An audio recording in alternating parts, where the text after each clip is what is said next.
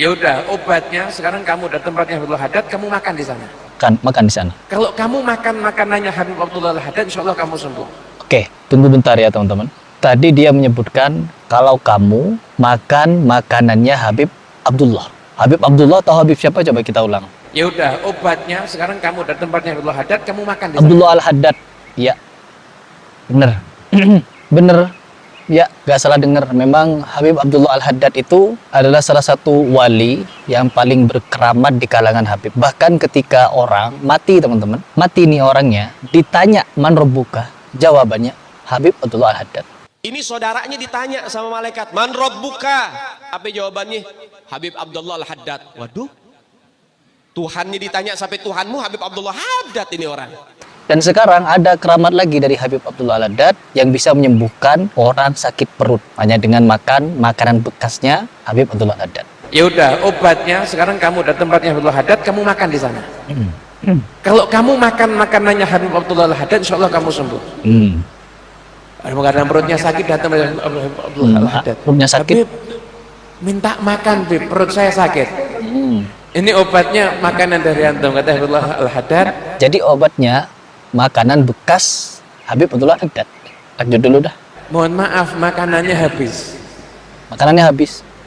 Makanannya sudah habis. Makanan Habib bekasnya Kalau habis. kamu mau, air kobokannya masih ada. Air kobokannya masih ada. Kalau kamu mau untuk obat sakit perut kamu, minum kobokannya Habib Abdullah Haddad. Kira-kira diminum nggak? Coba kita dengar. Kalau kamu mau, air kobokannya masih ada. Ya kan teman masih ada bekas makanannya kan? Nggak apa-apa Habib, saya minum Habib. Nggak apa-apa Habib. Diminum, sembuh. Sembuh. Allah. Jadi benar-benar diminum teman-teman sampai sembuh. Ya, jadi Habib Abdullah Haddad bekas kobokannya itu, bekas kobokan tangannya diminum sama Mukibin, sembuh dari sakit perut. Cuman ini adanya di dongengnya Habib. Kalau di dunia kenyataan gak ada teman-teman. Orang sakit perut bekas kobokannya Habib lalu sembuh. Kasihan ya umatnya. Saking mereka ini ingin dipuja-puji, saking mereka ini ingin untuk diikuti, saking mereka ingin dikultuskan sampai membuat cerita-cerita yang sedemikian ini. Gak kelar-kelar. Anak-anak Habib ya, anak-anak Habib 4 kalau tidak salah. Terbang semua teman-teman. Hai anak-anakku, coba terbang kalian satu-satu. Sudah sampai mana keilmuan kalian? Terbang. Jadi Habib ini ketika mereka ingin melakukan sesuatu, diuji dulu, apalagi keilmuan. Harus diuji dulu keramatnya. Sampai mana keramatnya, sampai seperti apa kesaktiannya. Kalau belum bisa terbang, gak jadi Habib, gak jadi wali. Ya. Maju mundur dulu, biar cantik. Maju mundur cantik. Mundur lagi cantik. Maju mundur cantik. Mundur lagi cantik. Gitu. Ketika kita menyatakan, oh Habaib itu mirip Yahudi, mereka gak mau. Padahal kebiasaannya mirip-mirip dengan Yahudi teman-teman. Maju mundur cantik. Maju mundur cantik. Mundur lagi cantik. Maju mundur cantik. Mundur lagi cantik. Muhibbin Habib, pengikut Habib. Yang dimana ketika Habibnya kita kritisi, Habibnya kita kuliti, kengibulannya, takhayulnya, khurafatnya, kalau bid'ahnya sudah membludak dia. Ketika kita kuliti, kita bahas, kita kritik, mereka marah mereka teman-teman. Demi Allah, itu yang saya tunggu adalah jawabannya. Eri Pras, kau kalau nggak minta maaf, kamu atau aku yang mati. Itu aja. Kalau perlu mereka ingin melakukan tindakan yang nekat, bom bunuh diri gitu. Ya, gorok leher.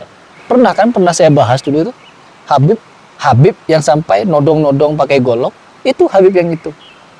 Marah. Karena apa? Nasabnya di otak-atik. Satu-satu di antara mereka ketika mengaku saya keturunan Nabi SAW ke-38, saya ke-37, 39. Kalau kita menggunakan kalkulasi teman-teman, hitungan matematika, 1400 tahun. Kalau dalam 100 tahun bisa melahirkan 5 generasi, kan rata-rata manusia ini hidup dari anak-anak, dari bayi sampai dewasa, menikah paling mentok umur 25 sudah punya anak. Bahkan ada yang umur 16 tahun yang perempuan punya anak. Jadi kadang di umur 20 orang-orang ini sudah menikah punya anak. Kalau dikalkulasi, ya kalkulasi 15. Artinya berapa? 75.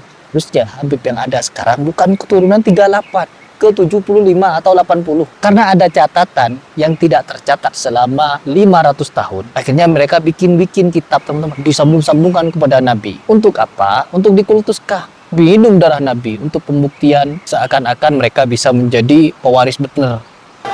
Alhamdulillah, Habib dan saya dan Umi dan adik dan istri telah meminum darah Rasul sallallahu alaihi wasallam sebentar hari. Karena di dalam tubuh mereka mengalir darah Nabi dan tak berhenti sampai di situ. Habib-habib ini. Kalau kita bicara masalah Habib Bahar sudah jelas dia ngaco. Keturunan 27, 29, 28, 34, 38. Jika Anda mengakui Bahar bin Smith, cucu Nabi yang ke-28, berarti Anda salah. Karena ia mengaku cucu Nabi yang ke-38.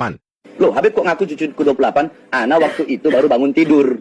Yang benar Ana 38, bukan 28. Dan jika Anda mengakui Bahar Smith cucu ke-38, berarti Anda juga salah. Karena ia mengaku cucu Nabi yang ke-37. Ana cucunya Nabi Muhammad yang ke-37. Lalu jika Anda mengakui Bahar Smith cucu Nabi ke-37, Anda tetap salah. Karena ia mengaku cucu Nabi yang ke-29. Dan jika Anda mengakui Bahar Smith cucu Nabi yang ke-29, Anda juga salah besar, karena ia mengaku bapaknya keturunan Nabi yang ke-33. Saya punya abah merupakan keturunan ke-33 dari Nabi Muhammad SAW. Lalu jika benar Bahar Smith ini cucu Nabi, sebenarnya ia keturunan yang keberapa ya? Nggak tahu, tanya yang mau tanya saya. Kengacoannya sudah di luar nalar sebenarnya. Cuman masih saja dipercaya. Main kawal-kawalan. Ya udah, obatnya sekarang kamu udah tempatnya Habib Al-Haddad, kamu makan di sana. Kalau kamu makan makanannya Habib Abdullah Al-Haddad, insya Allah kamu sembuh. Ada kadang perutnya sakit, datang pada Habib Abdullah Al-Haddad. Habib, minta makan, Habib, perut saya sakit. Ini obatnya makanan dari antum, kata Habib Al-Haddad. Mohon maaf, makanannya habis. Kalau kamu mau, air kobokannya masih ada. Ya kan teman masih ada bekas makanannya kan? Nggak apa-apa Habib, saya minum Habib. Diminum sembuh. Diminum sembuh. Ya, apalagi ini doktrin terbaru ini.